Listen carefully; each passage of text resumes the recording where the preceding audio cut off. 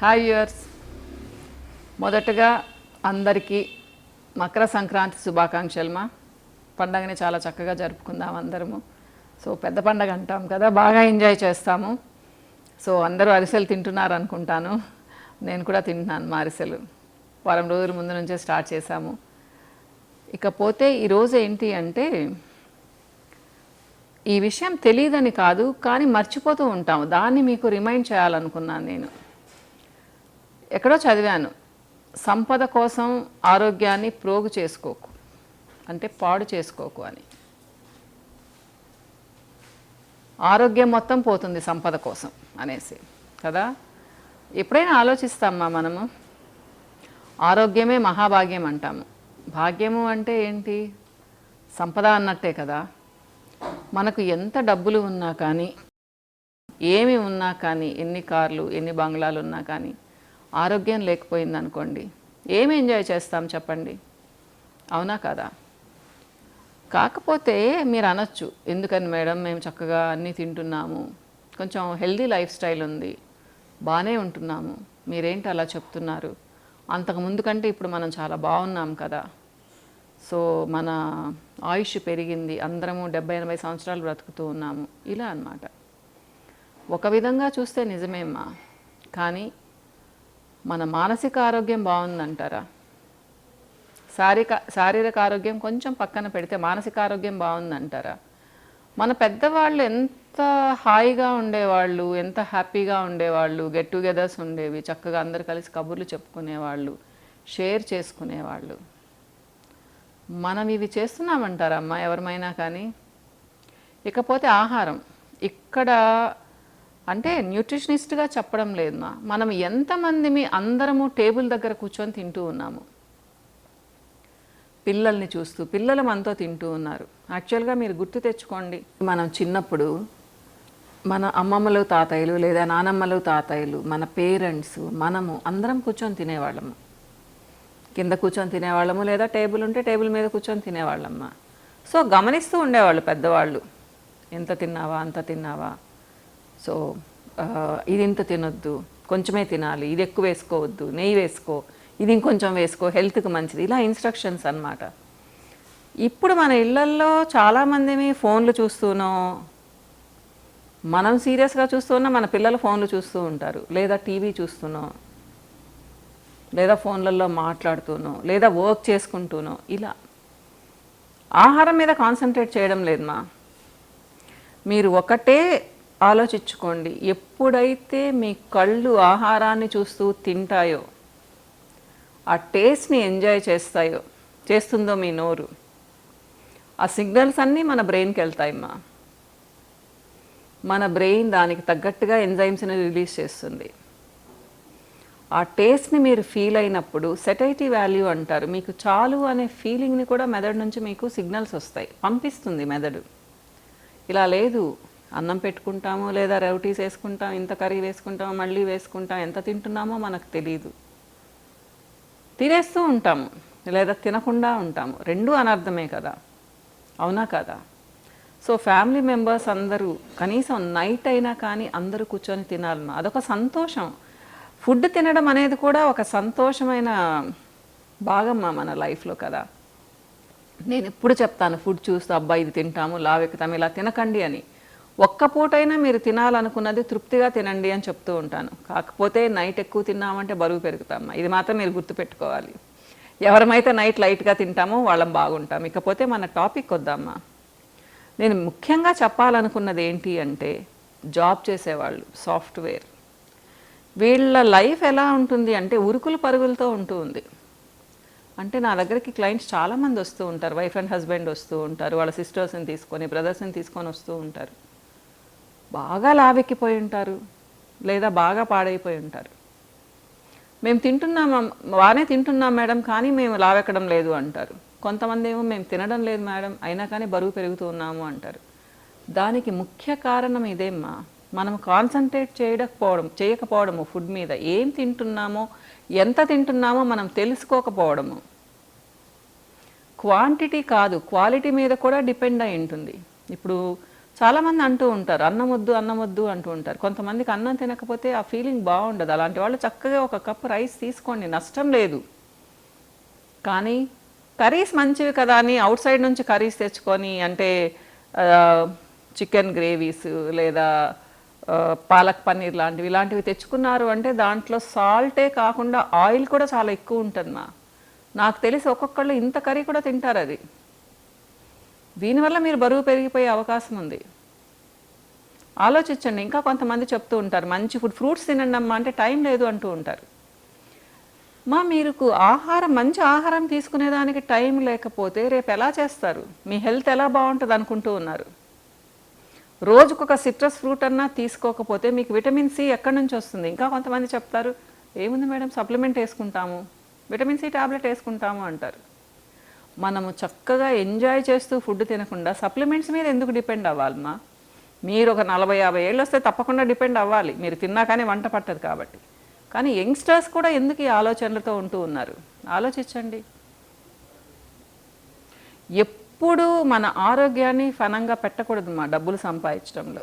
డబ్బులు సంపాదించడం చాలా చాలా ముఖ్యం. నేను ఎప్పుడు వద్దు అని చెప్పను. డబ్బులు చక్కగా సంపాదించుకోవాలి యంగ్ ఏజ్లో ఉన్నప్పటి నుంచి. కానీ మీ ఆరోగ్యం మీకు ముఖ్యం కాదా? మంచి లైఫ్ స్టైల్ లీడ్ చేయాలనేది మీకు ముఖ్యం కాదా? మంచి లైఫ్ని లీడ్ చేయాలనేది ముఖ్యం కాదా? సో దాంట్లో కొంచెం ఎక్సర్సైజెస్ చేయాలి, వాటర్ బాగా తాగాలి, ఫ్రూట్స్ బాగా తీసుకోవాలి, కొంచెం సేపు రిలాక్స్ అవ్వాలి, కనీసం 6 to 8 అవర్స్ నిద్ర ఉండాలి. నైట్ షిఫ్ట్లు చేసేవాళ్ళు తప్పితే మామూలు వాళ్ళు కూడా నైట్ టైం ఎంతో వరకు మేల్కొని ఉంటారు, ఊరికే ఏదో ఒకటి చూస్తూ. 10:30-11కి పడుకోండి చక్కగా. మన బాడీలో మంచి హార్మోన్ రిలీజ్ అవుతుంది, మెలటోనిన్. ఇది చాలా సంవత్సరాల ముందు నుంచి చెప్పుకుంటూ ఉన్నాము. హ్యాపీగా నిద్ర పడుతుంది ప్రశాంతంగా నిద్ర పడుతుంది. డీప్ స్లీప్లోకి వెళ్తారు, చక్కగా 5-6 గంటలకు మెలకు వచ్చేస్తుంది. అప్పుడు మేలుకొని మీ పనులు చేసుకోండి, చాలా ఫ్రెష్గా ఉంటారు. లేదు నైట్ షిఫ్ట్ ఉందనుకోండి, మీరేం చేయలేరు. దానికి నా దగ్గర కూడా సమాధానం ఏం లేదు. కానీ మామూలుగా ఉన్న వాళ్ళు కూడా ఎందుకు 12-1 గంట వరకు మేలుకోవాలి? ఎందుకు ఎక్కువ ఆయిలీ ఫుడ్ తినాలి? ఎందుకు ఎక్కువ సాల్టీ ఫుడ్ తినాలి? టైంకి తినకుండా పని పని అంటూ టైం దాటిపోయి ఎందుకు తినాలి? ఇవన్నీ మీ ఆరోగ్యాన్ని పాడు చేస్తాయి. ఎప్పుడైనా ఆలోచించారా? లంచ్ 4 గంటలకి, డిన్నర్ 10-11 గంటలకి, బ్రేక్ఫాస్ట్ అయితే తింటే తింటారు, లేకపోతే లేదు. Intermediate fasting throughout the year చేయకూడదు అప్పుడప్పుడు మాత్రమే చేయాలి.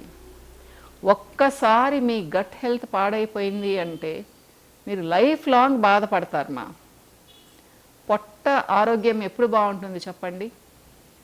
మీరు ప్రాపర్ ఫుడ్ తిన్నప్పుడు, బ్యాలెన్స్డ్ డైట్ తీసుకున్నప్పుడు, టైంకి తిన్నప్పుడు, మీకు తగినంత తిన్నప్పుడు. ఇవన్నీ ఎప్పుడు గుర్తుపెట్టుకుంటారు మీరు? సంపాదించడం ఎంత ముఖ్యమో మనం ఆరోగ్యంగా ఉండడం కూడా అంత ముఖ్యం. సో చాలామంది చెప్తూ ఉంటారు ఫ్రూట్స్ కాస్ట్లీ మేడం అని చెప్పేసి. మన ఫ్రూట్స్ ఏం కాస్ట్లీ కాదు జామకాయలు కాస్ట్లీ కాదు, అరటిపండు కాస్ట్లీ కాదు. ఈ 2 ఫ్రూట్స్ తినచ్చు హ్యాపీగా. సీజనల్ ఫ్రూట్స్ తినండి. నేనేమి ఫ్యాన్సీ ఫ్రూట్స్ తినమని చెప్పడం లేదు. మన ఫ్రూట్స్ తినండి, మన ఇండియాలో దొరికే ఫ్రూట్స్ తినండి, మన భారతదేశంలో దొరికే ఫ్రూట్స్ తినండి, మీ పక్కన తోటల్లో నుంచి వచ్చేవి తినండి. చాలా చక్కగా ఉంటారు.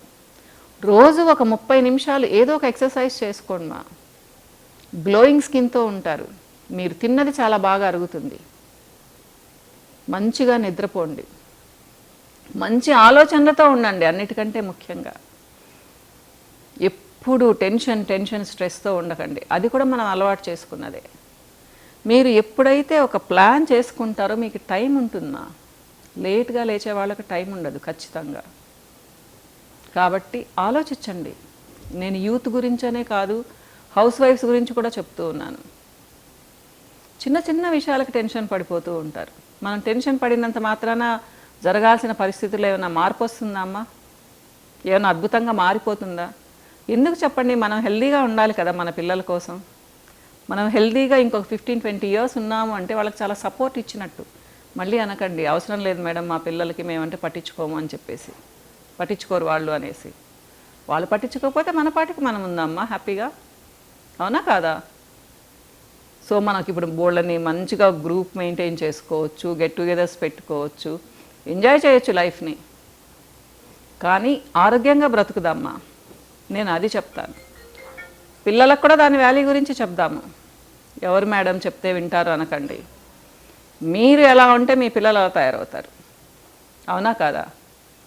సో ఇప్పుడు చిన్న పిల్లలు ఉండే వాళ్ళకు కూడా ఈ వీడియో అనుకోండి. మీరు ఏది తింటే పిల్లలు అదే ఇమిటేట్ చేస్తారు. మీరు ఎప్పుడు నిద్రపోతే పిల్లలు అప్పుడే నిద్రపోతారు. మీరు ఎంతసేపు సిస్టమ్ ముందుంటే వాళ్ళు అలానే ఉండాలనుకుంటారు. మిమ్మల్ని చూసి అన్నీ నేర్చుకుంటారు. చాలామందిని గమనించాను, ఫుడ్ పెట్టాలంటే ఫోన్ ఇచ్చేస్తారు, ఫుడ్ పెట్టేస్తూ ఉంటారు. వాళ్ళు ఏదో చూసుకుంటూ ఉంటారు, వీళ్ళ పాటికి వీళ్ళు ఏదో దోపేస్తూ ఉంటారు. కాదమ్మా, పిల్లలు కూడా టేస్ట్ని ఎంజాయ్ చేస్తారు. చక్కగా పెట్టండి, కబుర్లు చెప్తూ పెట్టండి, పిల్లలు ఎంజాయ్ చేస్తారు. మీ ఫేస్ చూస్తూ ఉంటారు. పిల్లలు తింటూ ఉంటే చూడడం అనేది ఒక అద్భుతమైన అనుభూతి. వాళ్ళ బుజ్జి బుజ్జి నోరుతో చప్పుళ్ళు చేసుకుంటూ తింటుంటే మనకు చాలా బాగుంటుంది. మిస్ కాకండి మా ఇలాంటివన్నీ. మనము టీవీ చూస్తూ పిల్లలకు ఏదో పెట్టేసి వాళ్ళు టీవీ చూస్తూ మనం పెట్టేస్తూ వాళ్ళు తినేస్తూ ఇలా కాదమ్మా. మీరు ఎలా నేర్పితే పిల్లలు అలా నేర్చుకుంటారు. నేను ఆడవాళ్ళకనే చెప్తూ ఉన్నాను ఇది. ఎందుకు అంటే వంటిల్లు మనది, మన సామ్రాజ్యం. ఎప్పుడైనా కానీ మీరు ఏమన్నా అనుకోండి, మగవాళ్ళు వచ్చినా కానీ వాళ్ళు ఒక 20% 25% వస్తారు. వాళ్ళు మనం చేసుకున్నంత నేర్పుగా వాళ్ళు చేసుకోలేరు.